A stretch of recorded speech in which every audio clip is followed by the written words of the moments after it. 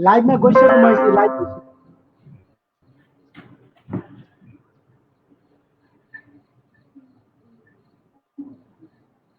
तपाईको माइक्रोफोनलाई म्युटमा राख्नु भएको छ। अक्षरहरूमा जीवन खोज्ने एउटा प्रयास, केही रचना र केही कुराकानी, साप्ताहिक संवाद स्रष्टासँग 60 मिनेटको आजको यो कार्यक्रममा म सम्पूर्ण आदरणीय महानुभावहरूलाई हार्दिक स्वागत तथा न्यानो अभिवादन व्यक्त गर्न चाहन्छु। म नेपालबाट महेश कार्की क्षितिज। हामी हरेक शनिबार स्रष्टासँग 60 मिनेट कार्यक्रम लिएर तपाईहरू समक्ष यो साँझमा आउने गरेका छौँ।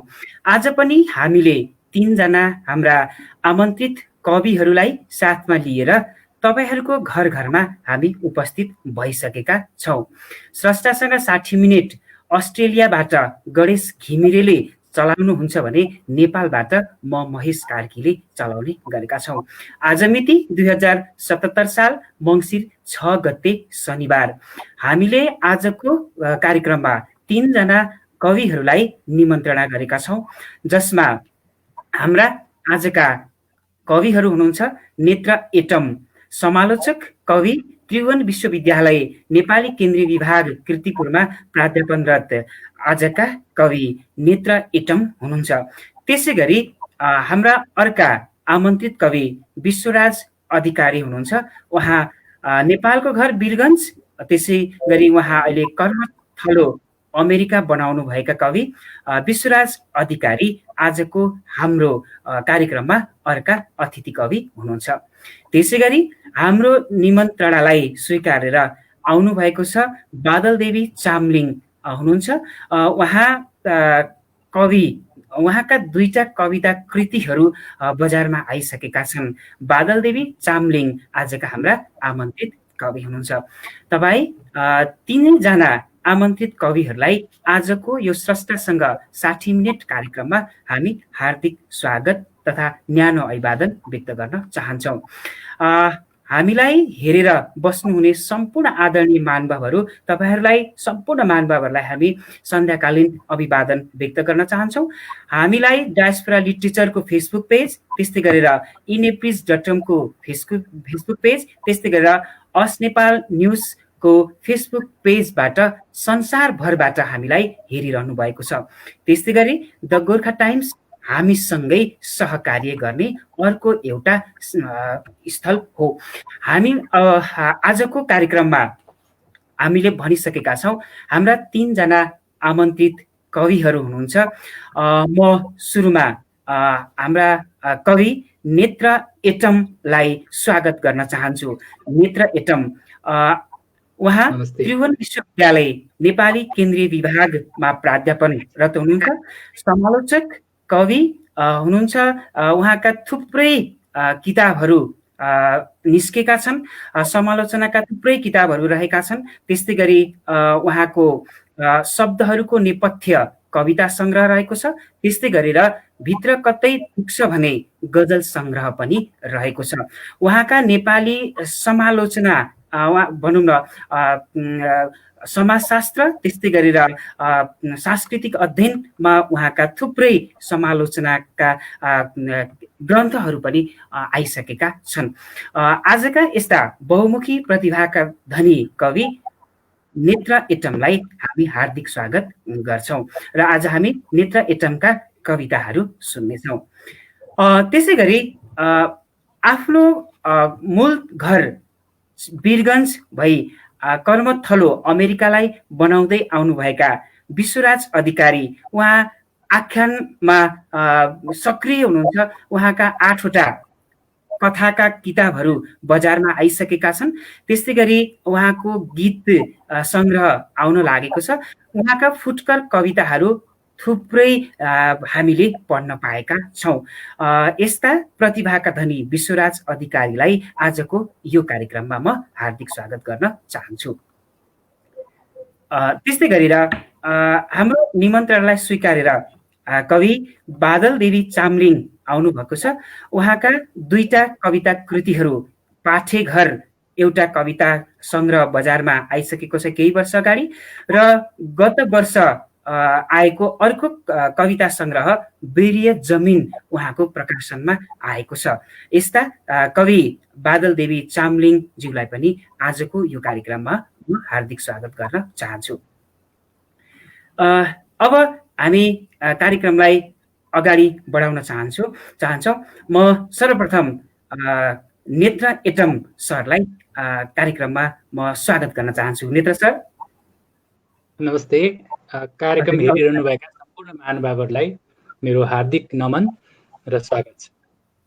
हजुर, स्रष्टासँग 60 मिनेटको यो निमन्त्रणालाई स्वीकारेर हजुर कविता लिएर आउनु भएको छ। केही कविताका कुराकानी पनि हामी गर्नेछौँ।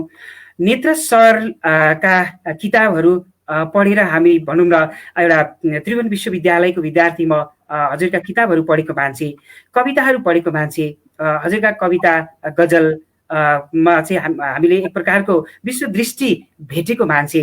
आज पहिलो यो कार्यक्रमको दैलो पनि म नेत्र एटमको एउटा कविताबाट दैलो उघार्न चाहन्छु। नेत्र सरको कविता सुन्छौँ हामी अब पहिलो चरणमा।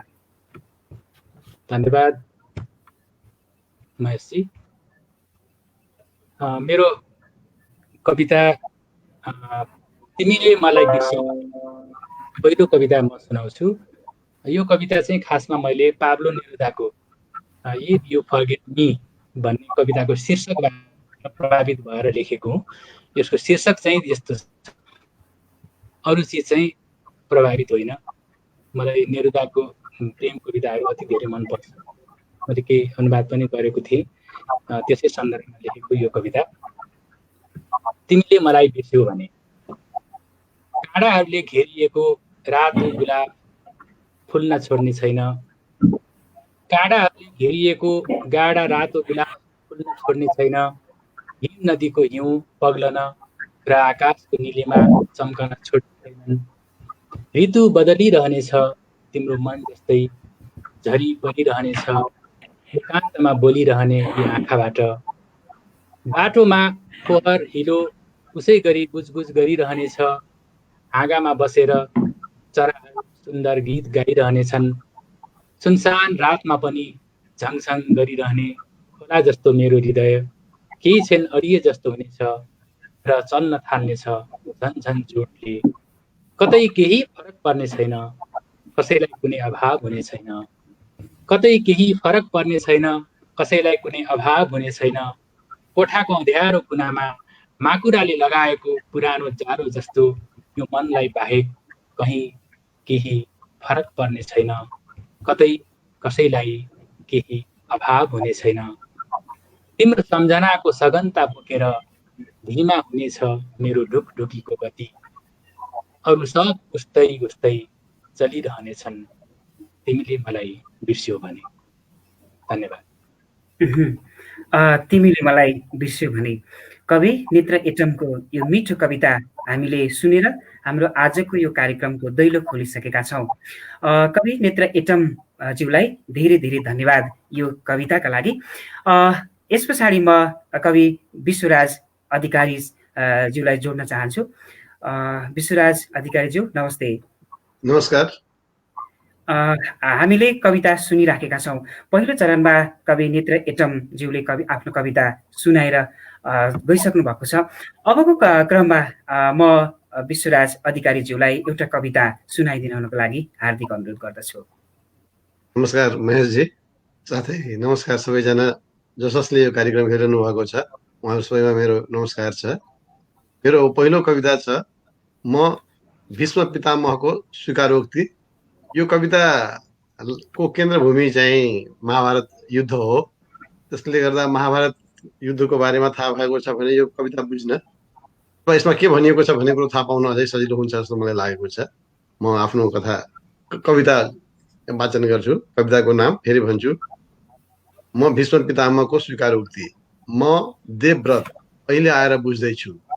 बाण शैयामा जीवनको अन्तिम घडीमा म पश्चाताप गर्दैछु।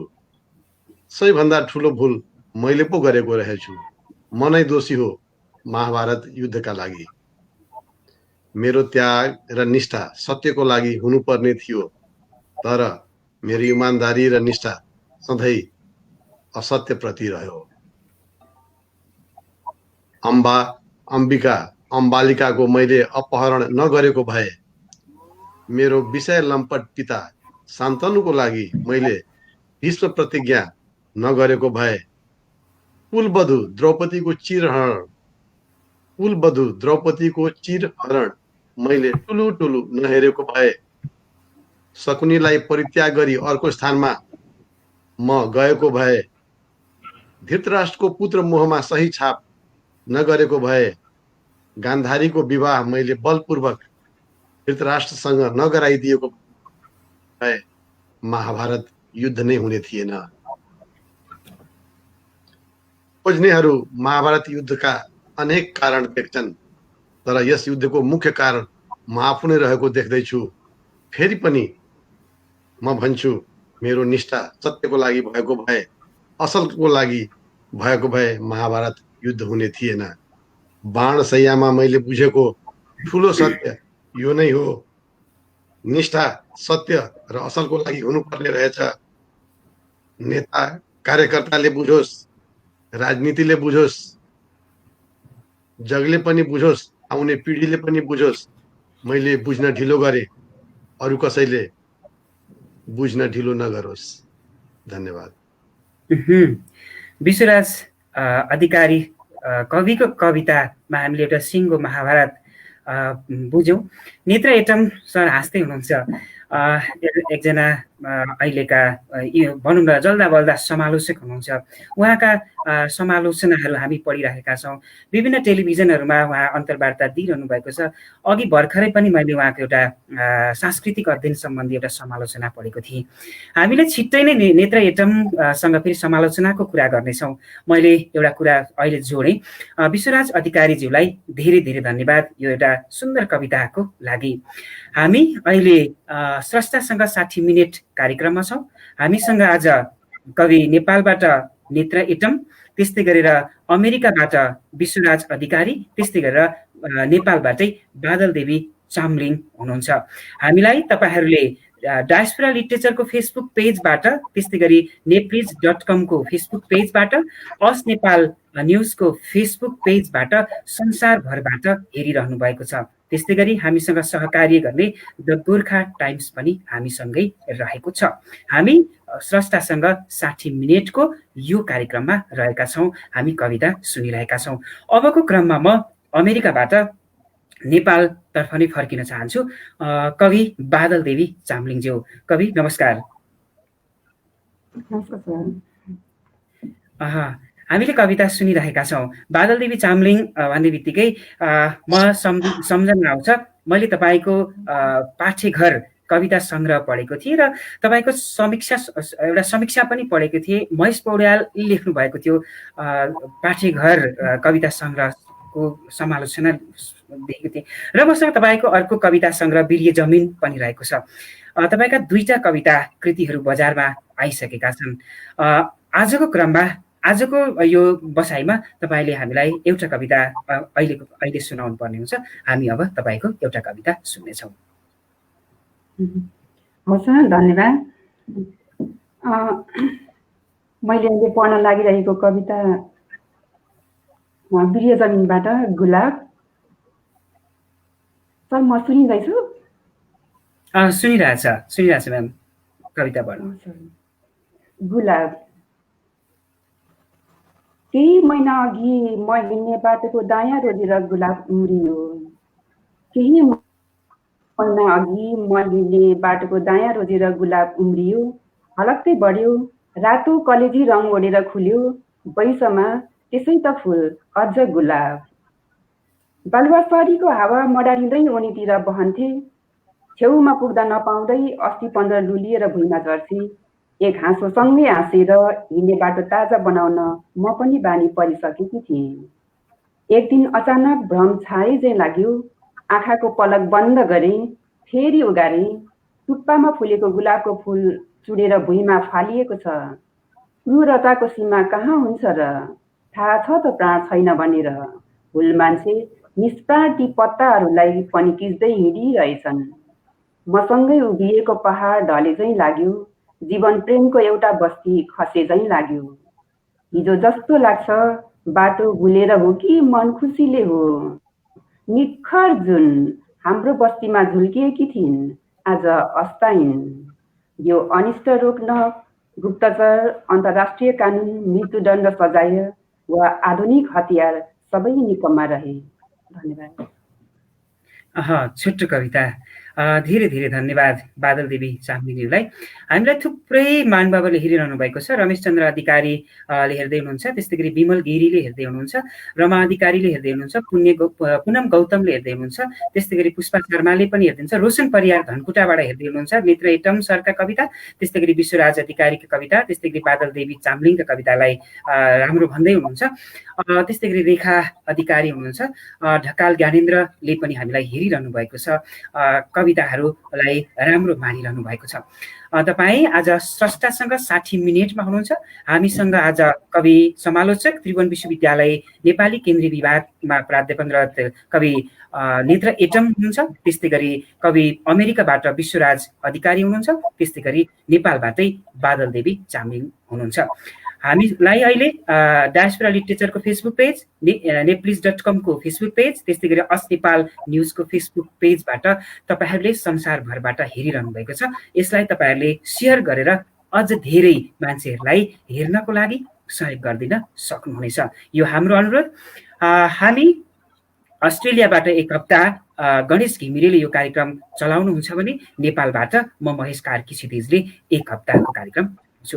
आज हामीसँग अबको क्रममा म नेत्र एटम ज्यूसँग जोडिन चाहन्छु। नेत्र सर।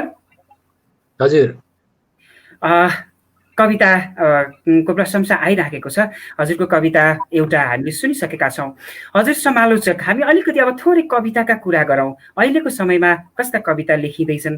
हजुर त युवा पुस्तासँग जोडिरहनु भएको छ, युवाका कविताहरू पढिरहनु भएको छ, फेसबुकमा पनि सेयर गरिरहनु भएको छ।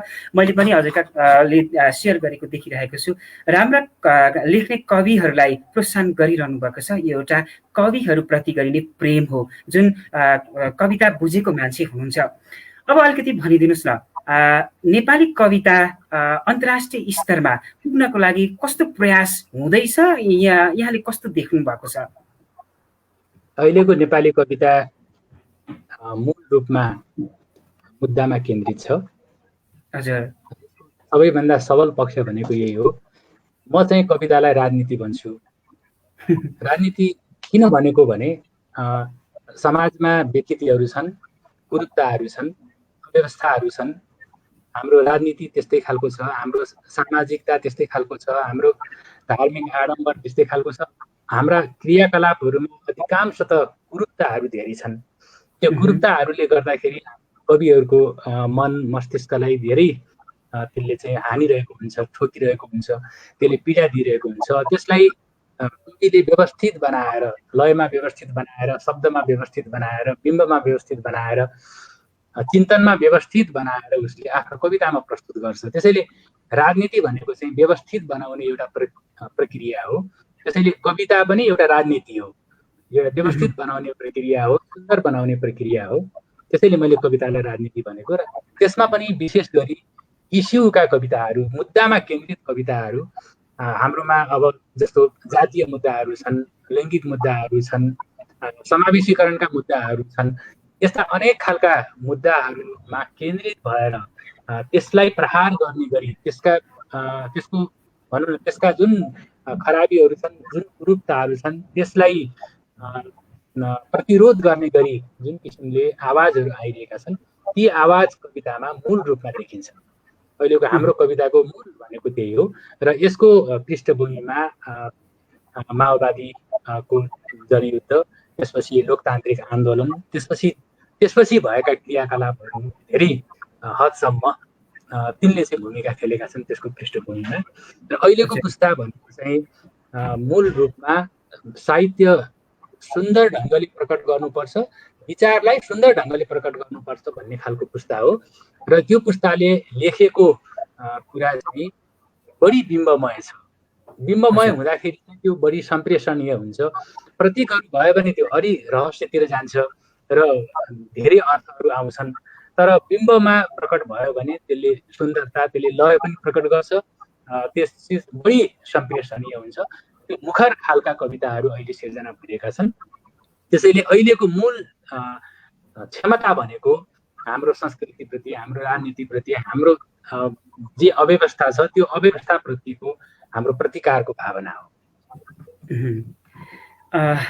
नेत्र सरको विचार हामी पछि पनि सुन्दैछौँ। नेत्र सर, हामीलाई महेश पौड्याल समालोचक पनि सुनिरहनु भएको छ। अघि मैले उहाँको थोरै कुरा पनि गरेको थिएँ, पछि हामी फेरि जोडिनेछौँ। नेत्र सरको अबको क्रममा एउटा कविता सुन्नेछौँ। मेरो दोस्रो कविता हो उन्यु।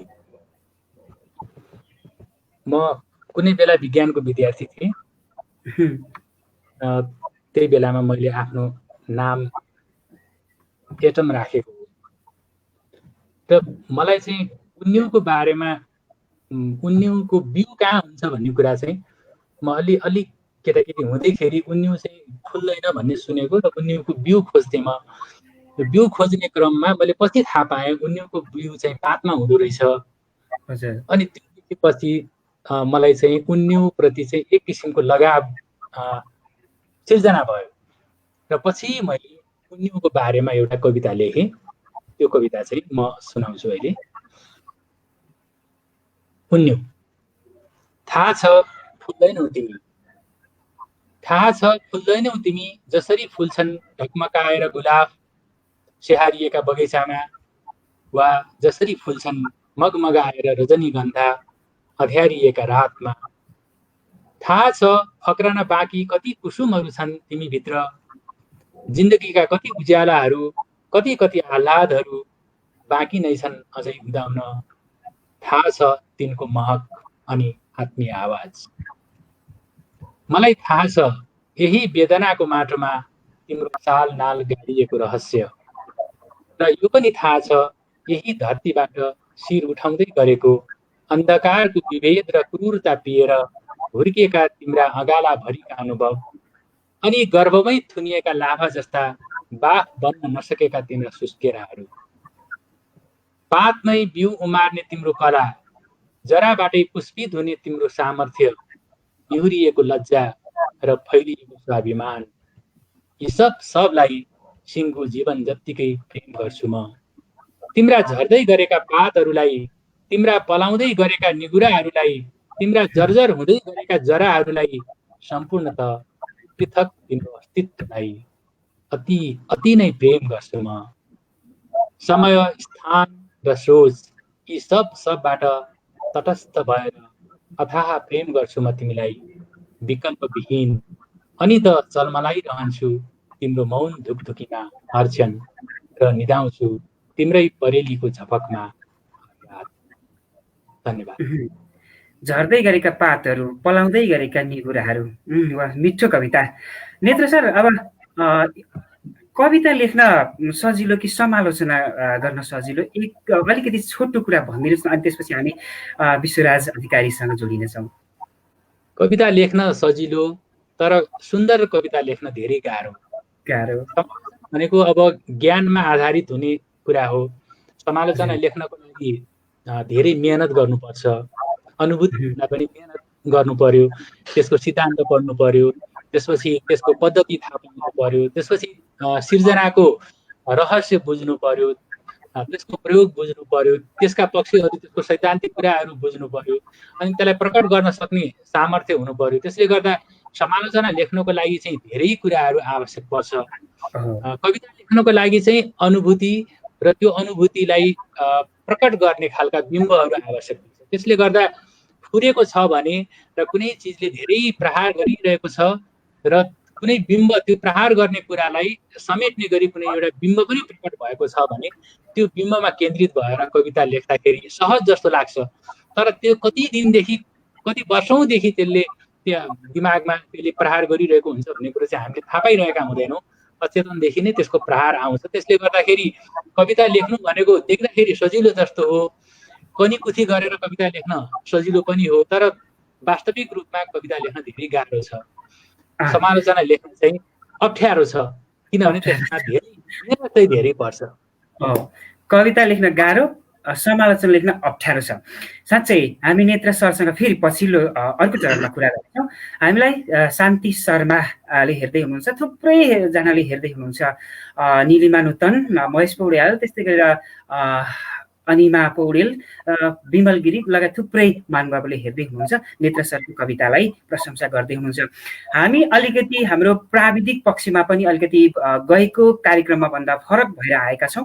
हामी छिट्टै नै टेलिभिजनबाट पनि हामी आउने यहाँहरूलाई जानकारी गराउँछौँ।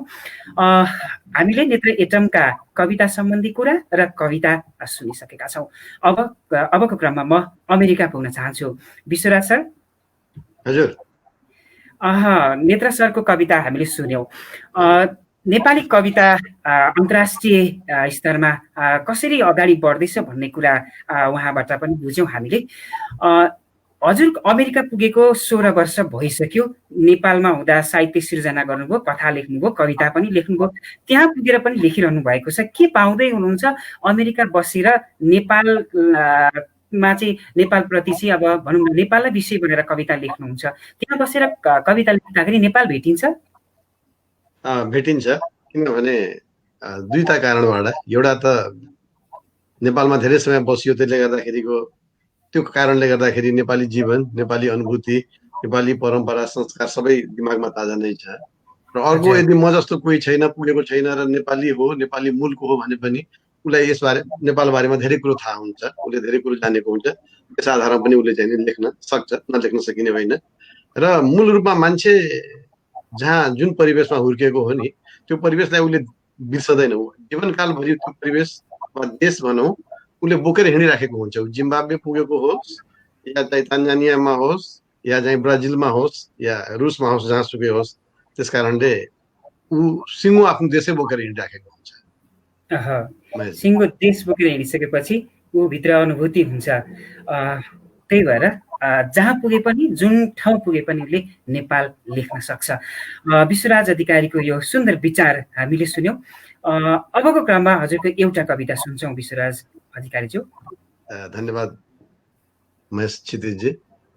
यो कविताको पनि आधारभूमि राजनीति भनौँ, इतिहास भनौँ, यस्तै किसिमको छ। र यो कथा चाहिँ लिगलिकोटमा आधारित छ। लिगलिकोट हामी धेरैलाई थाहा भएको हुनुपर्छ।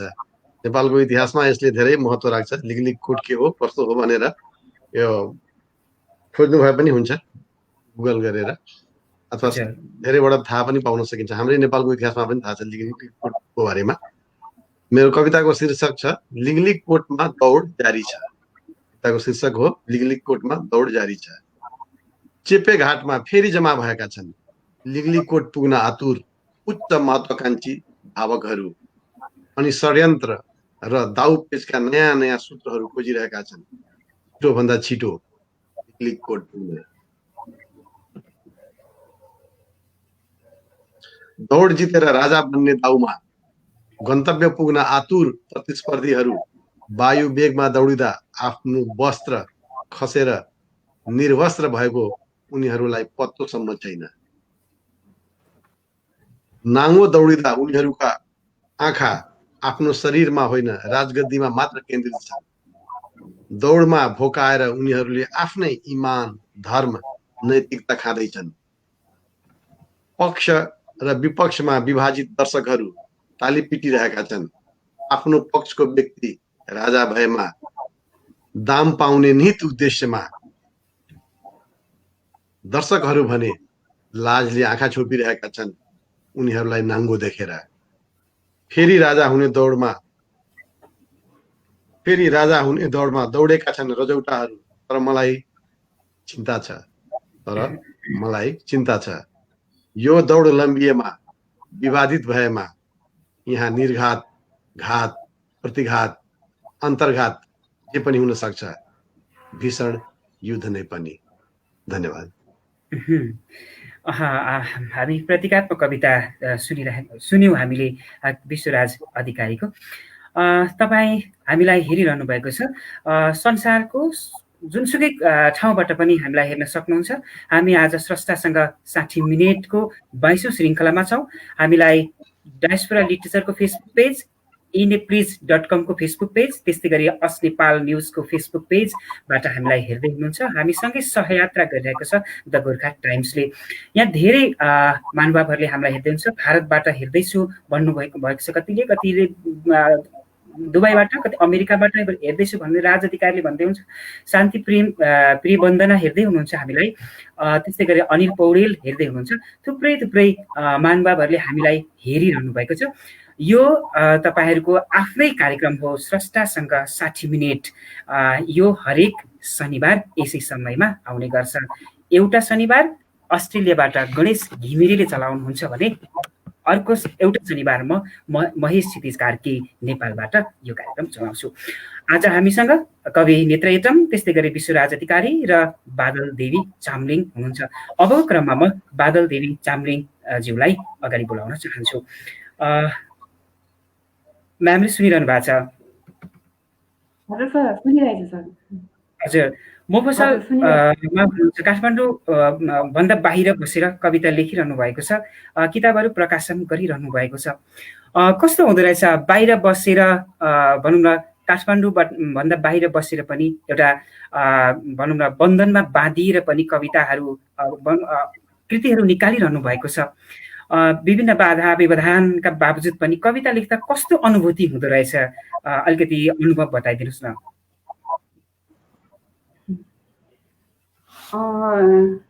खुसी, मान्छेहरूले खुसी के हो भनेर वर्णन गर्दाखेरि चाहिँ म यो पनि भन्छु, एउटा गृहिणीले, सानो जागिर अनि घरको गृहिणी यति कामहरू भ्याएर चाहिँ कविता लेखेर दुःख सुख पुस्तक प्रकाशन गर्न पाउँदाखेरि चाहिँ धेरै खुसी लाग्दो रहेछ। र अब बाहिरको कुरा, मोफसलको कुरा पले गर्नुभयो। अब ठाउँ विशेष भनेको ठाउँ विशेष नै रहेछ। हामीलाई चाहिँ भाग्यले चाहिँ मोफसलमा रहन, खनी खुसी खान चाहिँ अलायो। अब दुःख सुख जीवन यसरी नै चलिरहेको छ। आफ्नो ठाउँ जहाँ रह्यो त्यो प्यारो लाग्दो रहेछ। आफ्नो ठाउँमा बसेर बोल्न जाने जति आफ्नो ठाउँमा बसेर जसरी जानिन्छ त्यसरी बोल्न पनि राम्रै लाग्दो रहेछ। ठिकै राम्रै महसुस हुन्छ। हजुर, आज अबको क्रममा हामी तपाईँको अर्को कविता सुन्नेछौँ। अबको क्रममा हजुरको एउटा कविता। हस्, मेरो कविताको शीर्षक बुक्सी। यो समाज कुची र रङ लिएर क्यानभास अगाडि बस्यो। यो समाज कुची र रङ लिएर क्यानभास अगाडि बस्यो। चरित्र रेखा कोर्दै गयो। नाक, मुख, आँखा राखेपछि मोहडा देखियो। घाँटी, छाती हुँदै शरीरको तल्लो भाग देखाउन कुची दौडाउन थाल्यो। कम्मर नितम्ब हुँदै पाइतालाले जमिन टेक्यो। मलाई लाग्यो अरू अटेको धरती अब उनको पनि हुने भयो। सिरको कल्की भरभराउँदो जुन जस्तै, हातमा सर्वलाइको लय बेगम बेली भुइँचम्पाको जस्तै, चेहराको दीप्ति कञ्चनजङ्घाको नुर जस्तै, पूर्ण शरीरको गठन अजेय योद्धाको जस्तै।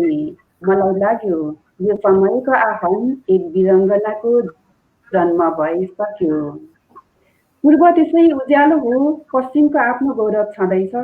उत्तरी हिमाल आफैमा पवित्र हो। शीश फुल लिएर दक्षिण पनि उनको आगमनलाई स्वागत गर्न कम तयार हो। बेगमा रहेको हावालाई ठप्प रोकेर एउटा कुतुहल यसै बेला ठेउरिङ्ग उभियो। यहाँसम्म आइपुगेपछि त कसो कसो यो समाज कड्कियो। डारमा चिटचिट पसिना छटपट छटपट उड्दै बस्दै ऊ अनियन्त्रित देखियो। मलाई शङ्का लाग्यो, ए बिस्तारै भने। कुची उठाएर तप्लङ्ग एक टप रङ चुब्यो।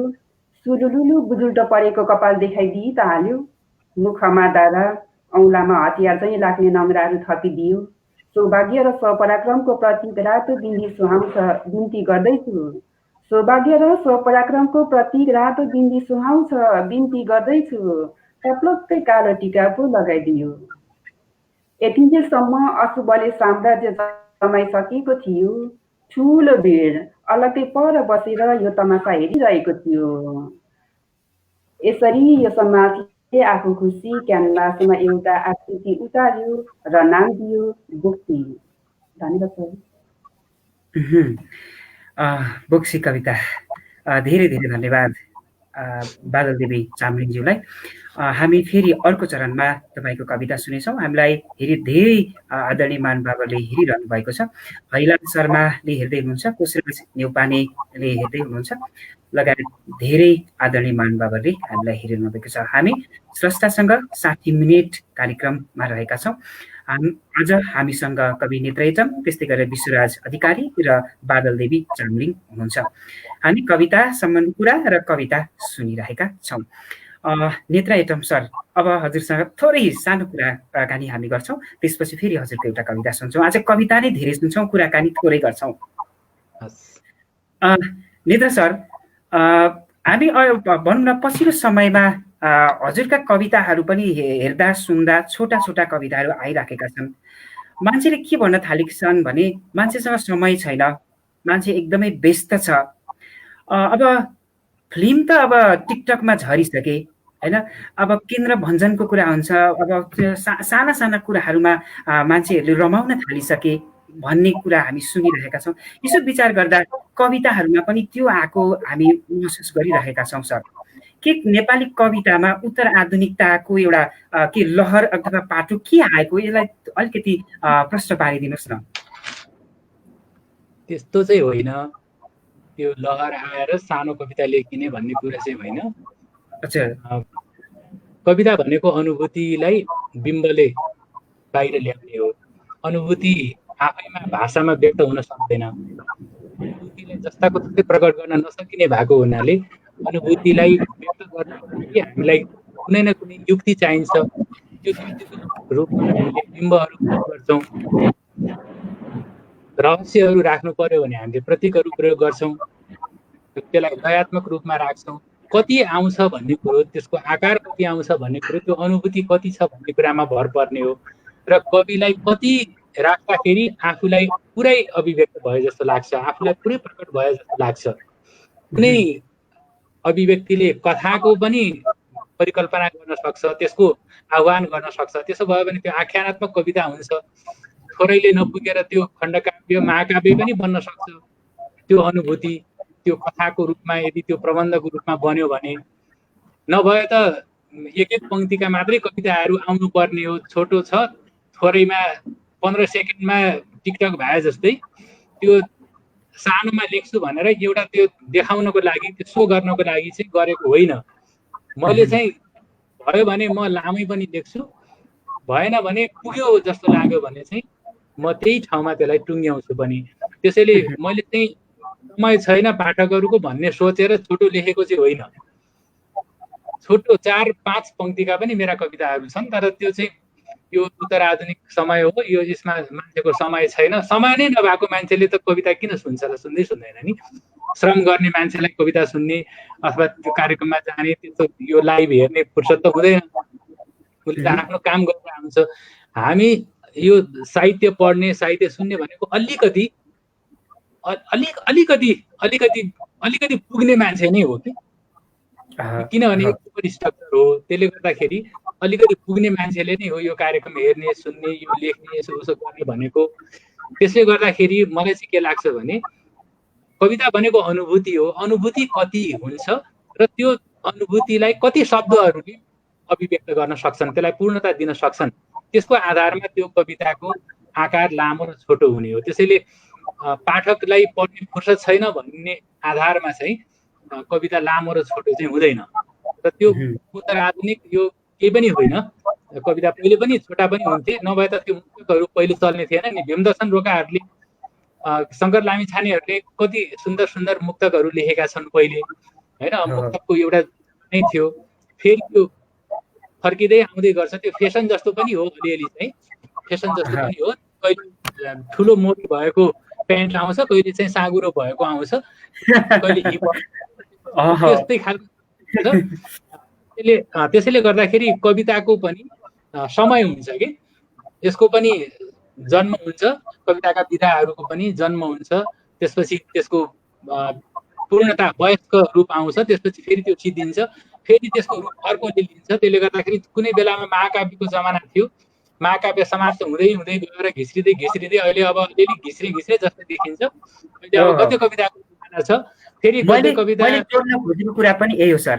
हजुर, मैले बुझेँ तपाईँले भनेको कुरो। अहिले जस्तो छन्द कविता अब यो माध्यम आइसकेपछि फेरि छन्द कविताले पनि आफ्नो छुट्टै तरिकाले गति लिएको छ।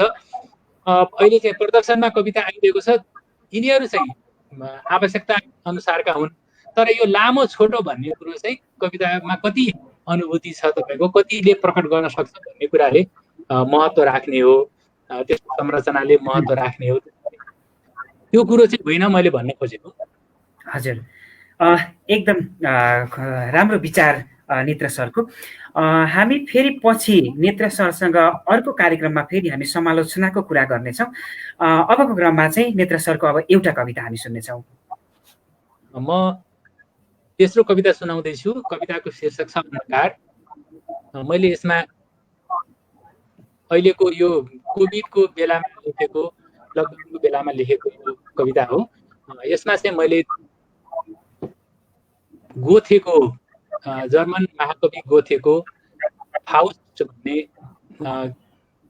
काव्यात्मक नाटक छ। त्यो नाटकका दुईटा पात्रहरूलाई कवितामा राखेको छु। त्यसैले त्यति कुरा चाहिँ मैले स्पष्ट पारिदिनु पर्छ होला योभन्दा पहिले। फाउस्ट र मेफिस्टोफेलिस दुईटा पात्रलाई मैले यहाँ राखेको छु। फाउस्ट चाहिँ त्यसमा प्रोफेसर हो, एकदमै जिज्ञासु छ, जीवनको रहस्य पत्ता लगाउने काममा हिँडेको छ। ऊ चाहिँ केही सृजनात्मक काम गरौँ भन्ने खालको चाहना राख्ने मान्छे हो, जिज्ञासु छ, तर कुन तरिका, कुन युक्ति प्रयोग गर्दाखेरि जीवन सफल हुन्छ भन्ने कुरो थाहा पाएको छैन। र मेफिस्टोफेलिस भन्ने एउटा शैतान छ। त्यो शैतानले चाहिँ जसरी भए पनि फाउस्टलाई पतन गराउनु खोज्छ। र त्यो यहाँ चाहिँ एउटा सल्लाहकार जस्तो रूपमा मेफिस्टोफेलिस छ र फाउस्ट चाहिँ नायक जस्तो छ। मैले त्यही कुरालाई राखेर यो कविता सिर्जना गरेको छु। दुईटा पात्र यहाँ आएको छ, त्यसैले गर्दाखेरि मैले स्पष्टीकरण दिनु परेको हो। प्रिय फाउस्ट, तिमी मेफिस्टोफेलिसको पछि लागुन्जेल यहाँ आँसुमा कहिल्यै लकडाउन हुँदैन, पीडामा कहिल्यै सलह लाग्दैन। आँसुमा कहिल्यै लकडाउन हुँदैन, पीडामा कहिल्यै सलह लाग्दैन। त्रासको एकान्तवास हुने कुनै पनि लक्षण देखिएको छैन। बरु तिमीले नियुक्त गरेका फौजी किराहरू खाइरहेछन् उन्मत्त भएर हाम्रो आशाको कलिलो गुहो। प्रिय फाउस्ट, तिम्रो शास्त्रका ऋचाहरूको स्वस्ति वाचन गर्दा गर्दै पल पल ढलिरहेछन् अर्थतन्त्रका खिरिला बोटहरू। तिम्रो शास्त्रका ऋचाहरूको स्वस्ति वाचन गर्दा गर्दै पल पल ढलिरहेछन् अर्थतन्त्रका खिरिला बोटहरू। विवेकको पातहरूमा डडुवा लागेपछि कोइलीको फुल रलिरहेको कागको जस्तो चलाकी मात्र पनि पर्याप्त हुँदो रहेनछ वंशाधारका निम्ति। अनि काला जादुले मन्तरेर बिउताउन पनि नसक्दो रहेछ समयको बालुवामा सीमासितै मेटिगएका गौरवका कृत्रिम कहानीहरूलाई। प्रिय फाउस्ट, देख्दा देख्दै अराजकताको क्यारीमा हेर त कसरी फस्टाइरहेछ तिम्रो अहमको थाक्रोमा सिरान लगाएर उभिएको अलमस्त कहरको यो क्यामेलिया। र हेर्दा हेर्दै ब्ल्याक होलमा कसरी फसिरहेछ तिम्रो समृद्धि निर्याप गरेर जति सताए पनि मुन्टो ढलिसकेको एक अञ्जुली छु।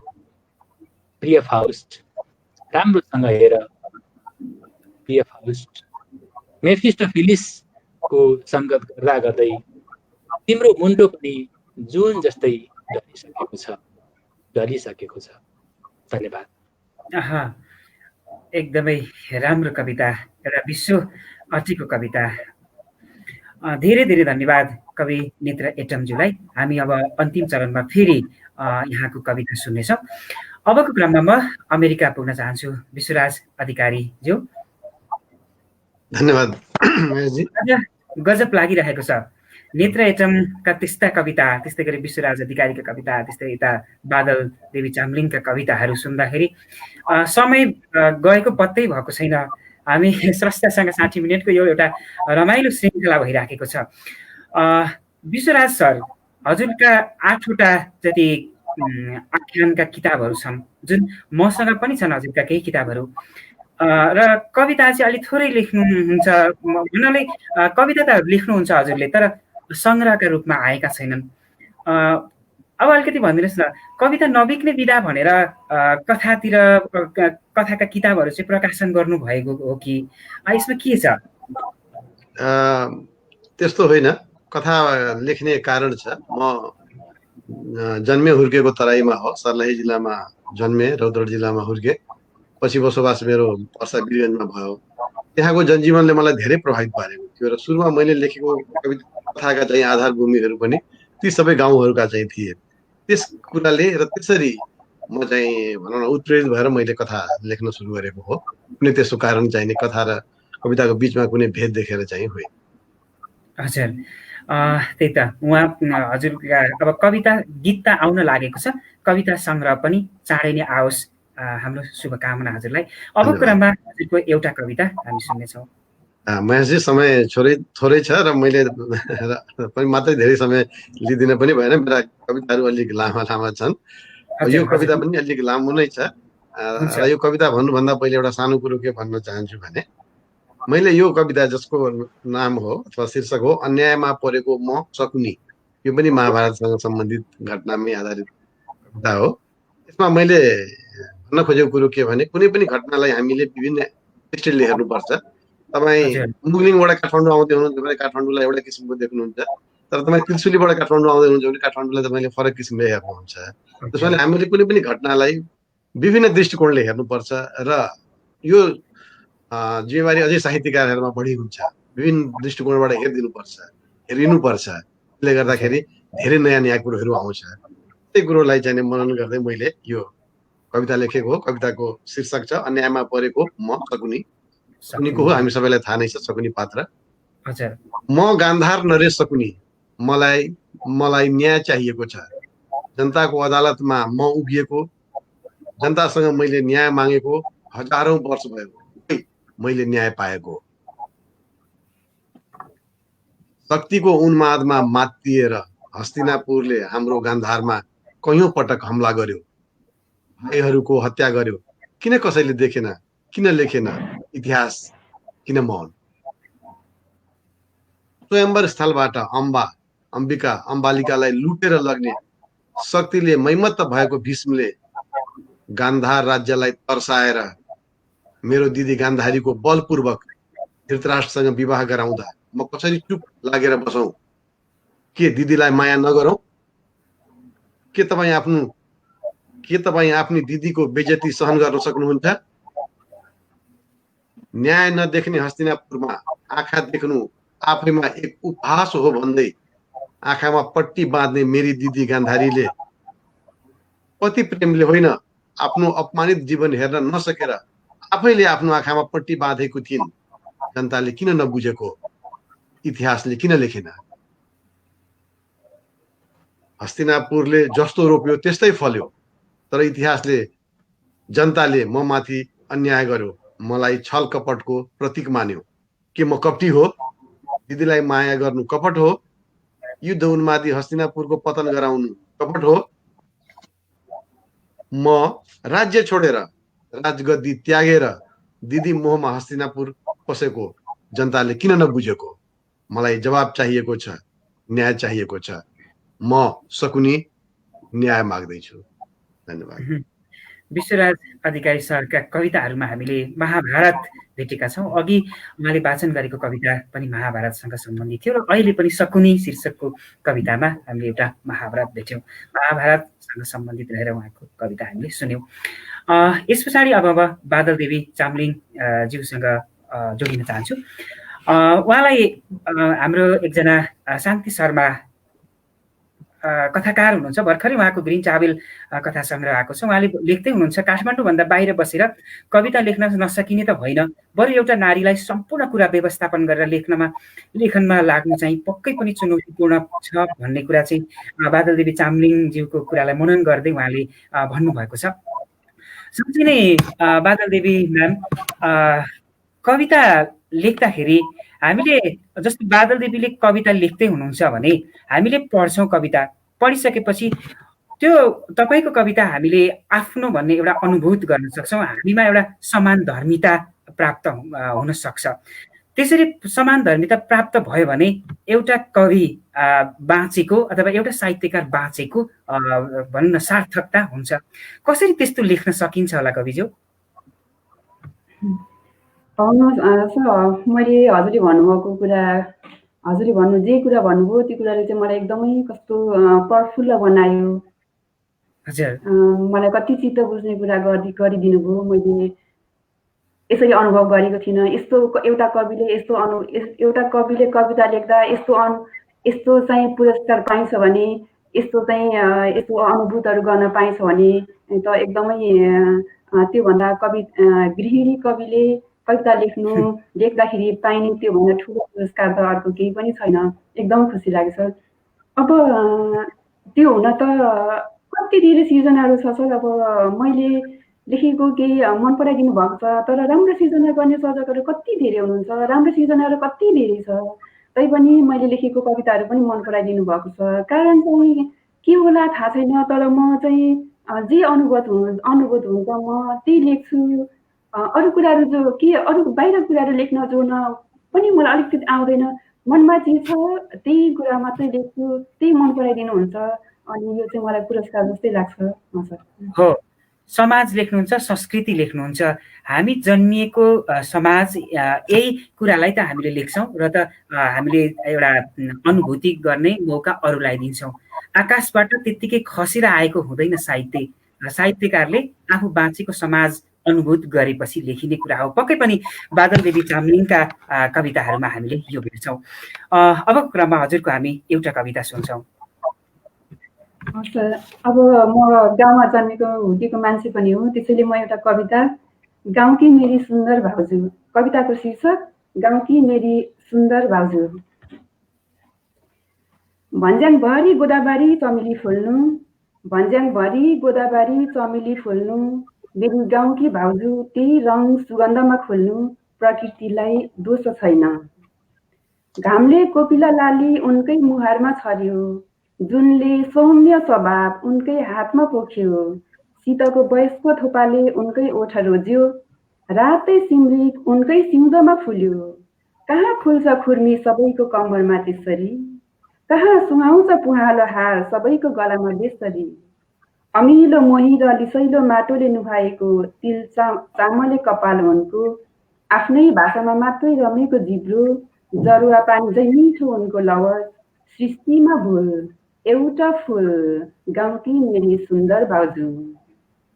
प्रत्येक बिहान भाले नबास्दै गाउँ बिर्जाउँछिन्, समुद्रको निलो उनको घुमेपाथी हो, थोरै टिपेर क्षितिज चहकाउँछिन्। हावाले उनको चाल पछ्याउनु, परिबी गोरुले सिँढीमा पिरती उन्नु, कारण र प्रभाव दुवै उनै हुन्। पूर्वकी लाली खर्क लेखकी रानी, मेरी गाउँकी मेरी सुन्दर भाउजू। तल तराईबाट माथि पहाडको गराहरू हेर्नु, ब्याडमा इन्द्रेणी घुम्टो ओढेका बेर्नाहरू हावासँगै बैली खेलिरहेका छन्। तिनीहरूको ढुकढुकीको सम्बन्ध उनैसँग छ। आकाश चाल्नीले पानी चाल्दैछ, सूर्यका किरणका महीन रेखाहरू उतैतिर तेर्सिएका छन्। लाग्दैछ अब शरद ऋतु कर्मघर भित्रिन लागि कि बेहुली खुल्ने होला। चराहरू पखेटा बिर्सिएर त्यतै भुल्ने होला। हिमालको काखमा बिरबिरे बिहानीको कथक ताल, मनोहर रूप अजेय कर्मचाल, गाउँकी मेरी सुन्दर भाउजू। धन्यवाद सर। गाउँकी मेरी सुन्दर भाउजू, धेरै धेरै धन्यवाद म्याम। यहाँ डाक्टर रजनी ढकाल पनि हेरिरहनु भएको छ हामीलाई। नेत्र सरको कविताको प्रशंसा गर्दै हुनुहुन्छ। राम्रो कविता नेत्र सर, रचना गर्व सुनेर कविता सुन्दा मजा आयो भन्दै हुनुहुन्छ। आफै पनि समालोचक हुनुहुन्छ डाक्टर रजनी ढकाल। हामीसँग आज थुप्रै यस्ता स्रष्टाहरू हुनुहुन्छ। जस योन्जन प्यासी मैले देखिरहेको छु उहाँलाई पनि। म जस योन्जन प्यासी भारतबाट हेर्दैछु। कार्यक्रम अति रोचक लाग्यो। सहभागी स्रष्टाहरूलाई नमन गर्दछु भनेर तपाईँहरू आजका आदरणीय महानुभावहरू, हाम्रा अतिथि कविहरू नेत्र एटम, त्यस्तै गरी विश्वराज अधिकारी, त्यस्तै गरी बादल देवी चामलिङज्यू, तपाईँहरूलाई संसारभरबाट धेरै धेरै महानुभावहरूले हेरिरहनु भएको छ। हामी स्रष्टासँग 60 मिनेट कार्यक्रममा छौँ। हाम्रो एउटै उद्देश्य हो, अक्षरहरूमा जीवन खोज्ने एउटा प्रयास, केही रचना र केही कुराकानी, साप्ताहिक संवाद, स्रष्टासँग 60 मिनेट। हरेक शनिबार हामी आउँछौँ। एउटा शनिबार अस्ट्रेलियाबाट गणेश घिमिरे आउनुहुन्छ भने अर्को शनिबार म नेपालबाट महेश कार्की क्षितिज आउँछौँ। हाम्रो यो कार्यक्रमलाई डायस्पोरा लिटरेचरको फेसबुक पेज, inepriz.com को फेसबुक पेज, त्यस्तै गरेर अस नेपाल न्युजको फेसबुक पेजबाट तपाईँहरूले संसारभरबाट हामीलाई हेरिरहनु भएको छ र हाम्रो सहयात्रामा सँगै रहेको छ द गोर्खा टाइम्स पत्रिका पनि। अबको क्रममा म अब अन्तिम चरणमा आइपुगिसकेको छु। आज समय गएको पत्तै भएको छैन। लगभग हाम्रो स्रष्टासँग 60 मिनेट भनेर हामीले 60 मिनेट छुट्याएका छौँ। हामी 60 मिनेटमै यो कार्यक्रम सक्नेछौँ। अहिले 7:45 हुन लागेको छ, भइसकेको छ। अबको क्रममा म हाम्रा आजका अतिथि कवि नेत्र एटमज्यूलाई जोड्न चाहन्छु। नेत्र सर, हामीले हजुरका 3टा कविता सुनिसकेका छौँ। समालोचनाका कुरा पनि भए, कविताका कुराहरू पनि भए। अब हामी कार्यक्रमको अन्तिम चरणमा आइपुगेका छौँ। अब हजुरको एउटा कविता सुन्छौँ, त्यस पछाडि बिदा माग्ने समयमा हजुरका केही कुरा सुनेर हामी बिदा हुनेछौँ। अहिलेको क्रममा चाहिँ हजुरको अब एउटा कविता सुन्छौँ हामी। हस्, धन्यवाद महेशजी। मेरो कविताको शीर्षक हो फेरि भेटौँला कुनै दिन। मलाई चाहिँ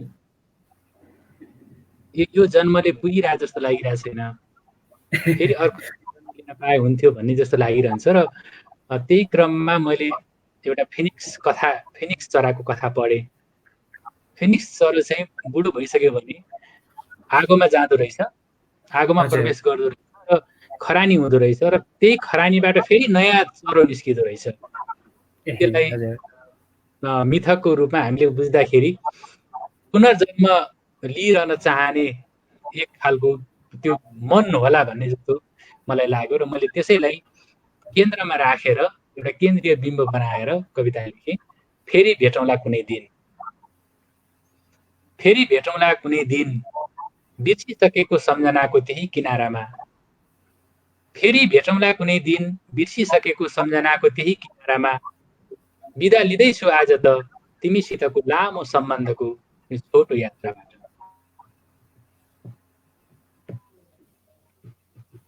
अन्तिम हुन सक्छ हृदयबाट लहरिरहने यो आवाज, अन्तिम हुन सक्छ हृदयबाट लहरिरहने यो आवाज। भिजेको जमिन जस्तो उर्वर ठाउँमा कलकलाइरहेको यो स्नेहको लता। अन्तिम हुन सक्छन् समुद्रको गहिराईबाट प्रस्फुटित भएर आकाशमा फुलिरहेका अमृत जस्ता बादलका फुलहरू, हावामा निष्फिक्री कुदिरहेका सिमलका रुखबाट उडे जस्ता आशाका भुवाहरू, सूर्यको हाँगाबाट झरेर आँसुसित मुस्कुराइरहेका जिन्दगीका कल्पनाहरू, तिमीसित बाँडेर बाँकी रहेका कठिन पश्चापका केही कोलाहल, तिमीसित भोगेर बाँकी रहेका सक्रिय वास्तविकताका हरेक सपना।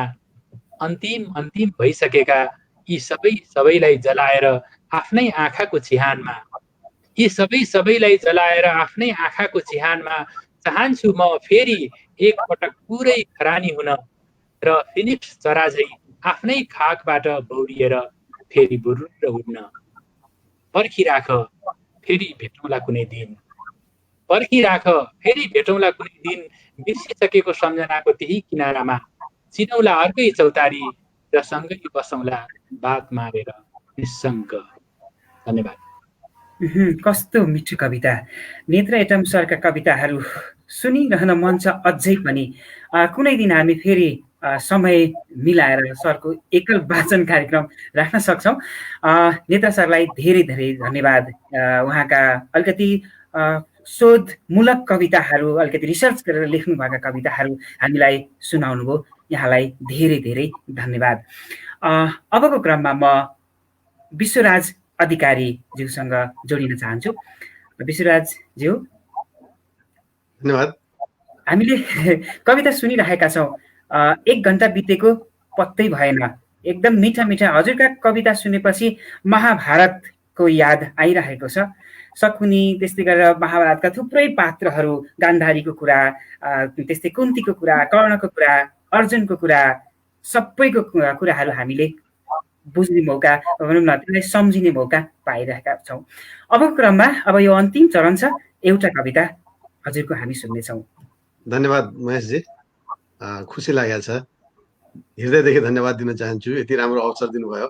आफ्नो मनमा लागेका कुराहरू कविता मार्फत मैले व्यक्त गर्न पाएँ र त्यो अवसर दिनुभएकोमा फेरि म हृदयदेखि धन्यवाद दिन चाहन्छु। अब मेरो यो अन्तिम कविता हो, कार्यक्रम पनि अब समाप्त हुने तर्खरमा छ। यो अन्तिम कविता हो, त्यो जादुगर अचम्मको जादुगर। मेरो कविताको शीर्षक छ त्यो जादुगर अचम्मको जादुगर। त्यो जादुगर अचम्मको जादुगर, त्यो जादुगर अचम्मको जादुगर, उसले परेवालाई काग बनायो, कागजलाई रुपियाँ, अनि मुखबाट हिरा झिक्यो, सर्प निल्यो, त्यो सर्पलाई बाहिर झिक्यो। दर्शकहरूले ताली बजाए, अलौकिक दृश्यमा अति रमाए। तर त्यहाँ न परेवा थियो, न काग, न कागज, न रुपैयाँ, न हिरा, न सर्प। जादुगरले भनेपछि दर्शकहरूले परेवा देखे, काग देखे, कागज देखे, रुपियाँ देखे, पत्र देखे, जे भन्यो त्यही देखे, जे भन्यो त्यही देखे। त्यो जादुगर अचम्मको जादुगर, त्यो जादुगर अचम्मको जादुगर, उसले भनेपछि त्यही देखिने अद्भुत जादुगर। जादुगर भन्दैछ, एको अहम द्वितीयो नास्ति, न भूतो न भविष्यति। अनि त्यो जादुगर अहिले सर्वश्रेष्ठ नेतामा अवतरित छ। धन्यवाद।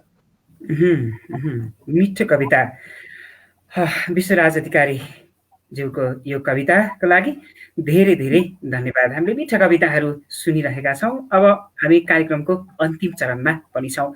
अबको क्रममा म बादल देवी चामलिङज्यूलाई स्वागत गर्न चाहन्छु। हजुरको एउटा कविता सुन्नेछौँ अब हामी।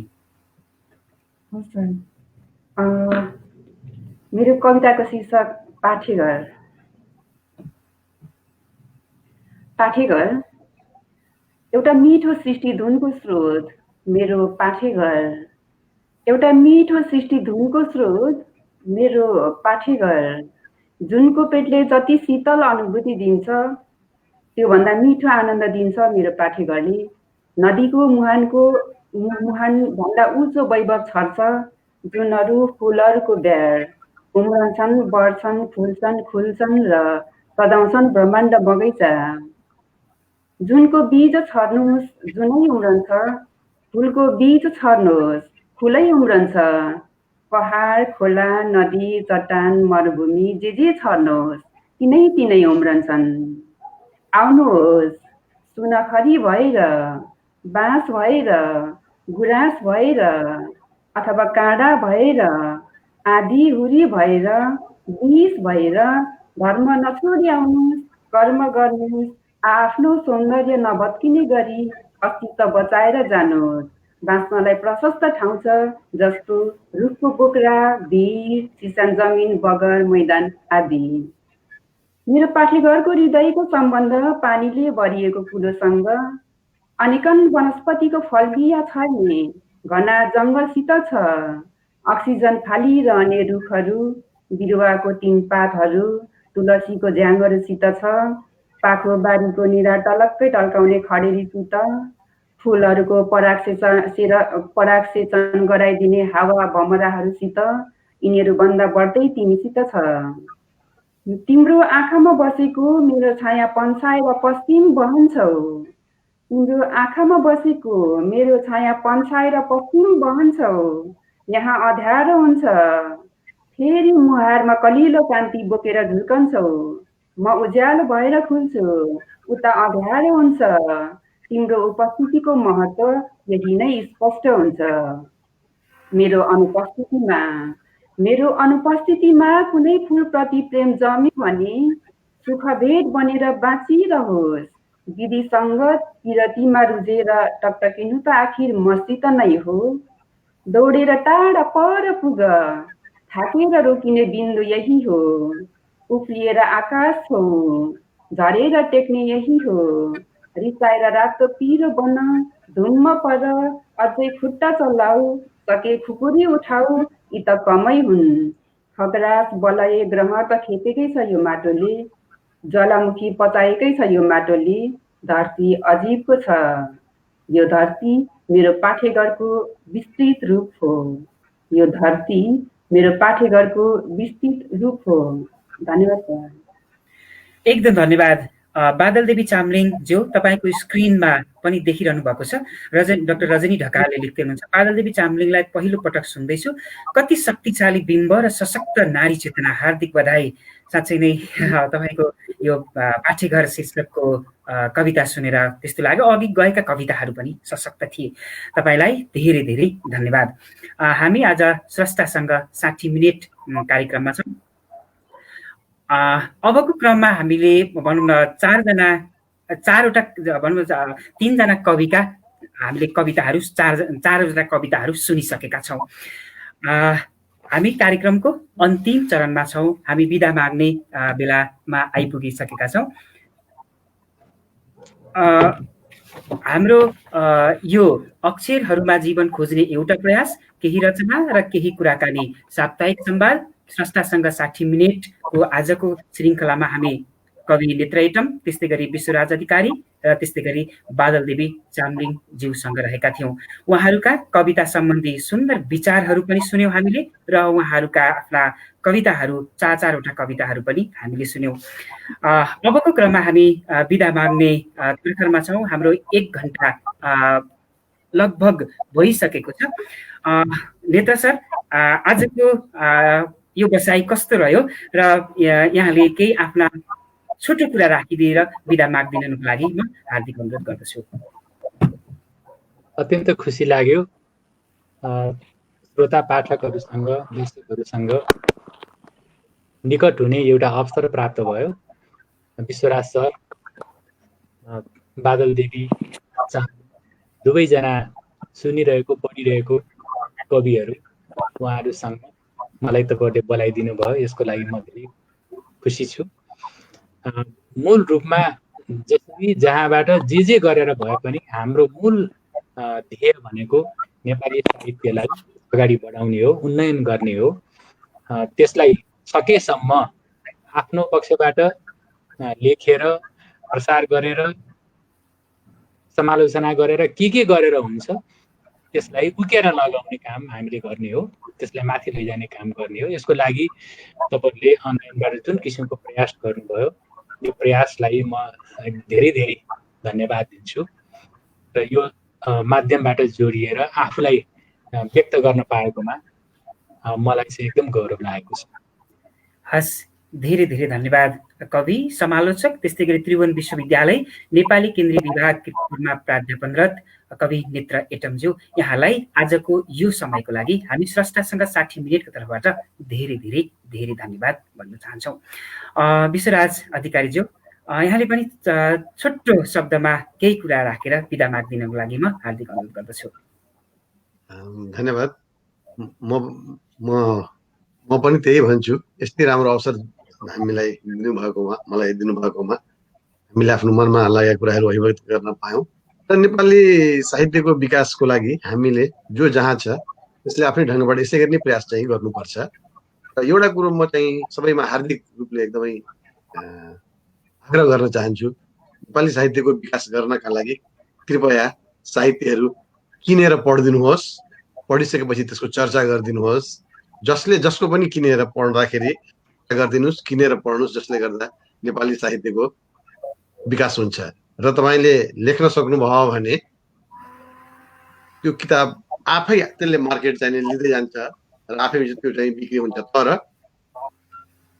डिमान्ड क्रिएट गर्नु पर्यो, अर्थात् हामीले एक अर्काको कृतिलाई बजारमा भनौँ न विज्ञापन गरिदिनु पर्यो, प्रष्ट रूपमा विज्ञापन गरिदिनु पर्यो, भनिदिनु पर्यो, जसले गर्दाखेरि पठन संस्कृतिको विकास होस् र चाहिँ मान्छेहरूले पैसा भनौँ न तिरेर किताब किन्दाखेरि धेरैजनाले त्यसबाट चाहिँ प्रोत्साहन पाउँछ, प्रकाशकले, विक्रेताले, लेखक स्वयंले र त्यो सबै कुराले चाहिँ एउटा साहित्यको विकासमा महत्त्वपूर्ण योगदान दिने पुर्याउँछ। मेरो भनाइ यति हो। धन्यवाद। हस्, सुन्दर विचारको लागि यहाँलाई धेरै धन्यवाद। बादल देवी चामलिङज्यू। हजुर सर, आज एकदम खुसी लागेको छ। आदरणीय विश्वराज अधिकारी सर उहाँसँग सँगै रहने मौका पाएँ। आदरणीय नेत्र आइटम सर, अब सरको अगाडि मैले कविताबारे केही पनि भन्न सुहाउँदैन। सरले कुनै दिन मेरो कविताहरूमाथि पनि बोलिदिनु हुनेछ, म यो आशा राखेको छु। त्यो चाहिँ मलाई चाहिँ आशीर्वाद पर्नु हुनेछ, यो आशा राखेको छु। यो मेरो अभाग्य हो सरसँग यसरी सँगै रहेर कविता वाचन गर्ने मौका पाउनु। यहाँनिर च्याटमा आदरणीय महेश पौडेल सर, गर्मा अधिकारी म्याडम, चितवनबाट शान्ति शर्मा म्याडम, रजनी ढकाल म्याडमहरू, धेरै रोशन परियार सरहरू देखिरहेका छौँ हामी। उहाँहरूलाई एकदम उहाँहरूप्रति आभारी छु। अनि यो कार्यक्रममा यसरी जोडिन मौका पाएँ बेलबारी नगरपालिका उपप्रमुख तारा पराजुलीज्यू प्रति एकदम आभारी छु। उहाँले मलाई यो यसरी जोडिने मौका प्रदानमा चाहिँ उहाँको हात रहेको छ। गणेश घिमिरे सर एकदम आभारी छु सरप्रति। महेश सिटी सर, तपाईँसँग म पहिलोचोटि यसरी चाहिँ मैले बोल्ने मौका पाएँ। कवितासँग जोडेर मेरो लागि राम्रो कुराहरू केही कुराहरू जति भनिदिनु भयो त्यो चाहिँ एकदमै मेरो लागि चाहिँ ऊर्जा स्वरूप मैले लिएको छु। तपाईँप्रति एकदम आभारी छु। सम्पूर्ण यो परिवार प्रति एकदम आभारी छु, रहिरहनेछु। धन्यवाद सर। हस्, धेरै धेरै धन्यवाद। आज स्रष्टासँग 60 मिनेटमा कवि, समालोचक, त्यस्तै त्रिभुवन विश्वविद्यालय नेपाली केन्द्रीय विभागमा प्राध्यापक अध्ययनरत कवि नेत्र एटम हुनुहुन्थ्यो। त्यस्तै गरी अमेरिकाबाट विश्वराज अधिकारी हुनुहुन्थ्यो र बादल देवी चामलिङ हुनुहुन्थ्यो। तीनैजना स्रष्टाहरूलाई आजको यो कार्यक्रममा समय उपलब्ध गराउनु भएकोमा र आफ्ना सुन्दर विचारहरू र आफ्ना कविताहरू हामीलाई सुनाइदिनु भएकोमा धेरै धेरै धेरै आभार व्यक्त गर्न चाहन्छौँ। अस्ट्रेलियाबाट गणेश घिमिरे र नेपालबाट म महेश कार्की क्षितिज। यो प्रविधिमा सम्पूर्ण कामहरू अस्ट्रेलियाबाट गणेश घिमिरेले यो चलाइरहनु भएको छ, मलाई यो सहयोग गरिरहनु भएको छ। उहाँ नभएको भए यति मजाले यो कार्यक्रम हुन सक्दैन थियो। म मेरा मित्र गणेश घिमिरेलाई धेरै धेरै धेरै धन्यवाद भन्न चाहन्छु।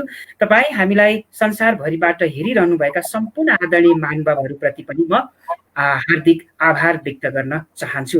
हाम्रो निर्धारित समय सकिसकेको छ, ठ्याक्कै 8 बजेको छ। हामी 1 घण्टा 5 मिनट समयमा आइसकेका छौँ। अब बिदा माग्ने हामी तर्खरमा छौँ। हुन्छ त, आजको लागि यति नै। आउँदो कार्यक्रममा फेरि हामी स्रष्टाहरू लिएर, स्रष्टाका विचार, स्रष्टाका सिर्जना लिएर हामी उपस्थित हुनेछौँ। तबसम्मको लागि अस्ट्रेलियाबाट गणेश घिमिरे र नेपालबाट म महेश कार्की क्षितिज बिदा हुन चाहन्छु। आजका हाम्रा तीनैजना स्रष्टाहरूलाई धेरै धेरै धेरै धन्यवाद। हस्त, नमस्ते, शुभरात्रि।